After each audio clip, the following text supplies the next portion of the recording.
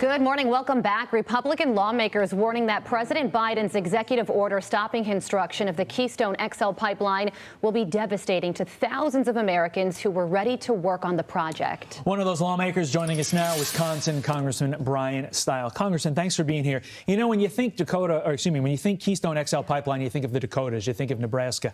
How does this decision hurt your district there in Wisconsin? A tough night last night with our Packers losing in Wisconsin, but let me tell you what really stings. Joe Biden on day one killing thousands of jobs, hundreds of those from the state of Wisconsin. Wisconsin, we build things, we make things. Men and women from the state of Wisconsin were working on the Keystone Pipeline, and on Joe Biden's first day in office, they got laid off because of a decision of Joe Biden looking to the far liberal left. We need to get this reversed, and if Joe Biden's not willing to do it, Congress is going to need to act. Yeah, 11,000 U.S. jobs expected to have been created by the Keystone XL pipeline in 2021. So what are those people going to do now? President Biden says that he wants to give them clean, green energy jobs, but those jobs aren't going to be up and running for a few years. So what are those people going to do in the meantime?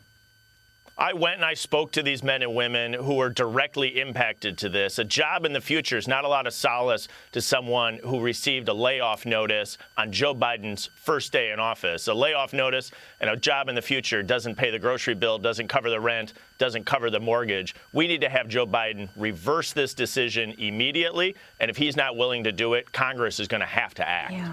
Congressman, do you get a sense that the underpinnings of a lot of this by the Biden administration and by the far left is that, in a few years, oil and gas are going to be done, when in reality, let's take a step back and say that ain't happening anytime soon?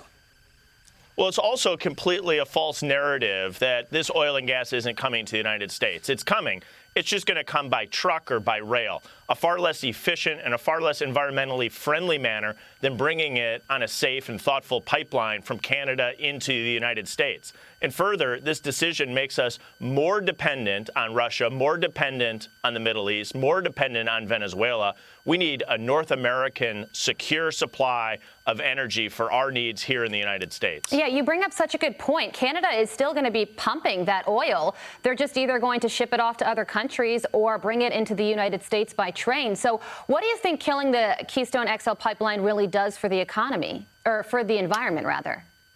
I don't think it does a lot for the environment. I think it does a lot for these far liberal activists that Joe Biden is pandering to. What we need to do is reverse this decision immediately. We need to allow these men and women to get back to work. This is private sector investment in infrastructure. It's exactly what we need right now when so many people across the United States are looking for work. The last thing we need is Joe Biden taking his pen and killing thousands of jobs on day one. It'll be curious to see if this potential lawsuit by Canada to force this is going to happen. Definitely pay attention to that.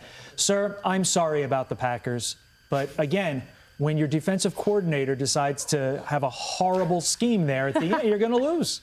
It's not Rodgers' fault. And 2 minutes left with the football. You got to go for the touchdown. You can't kick a field goal.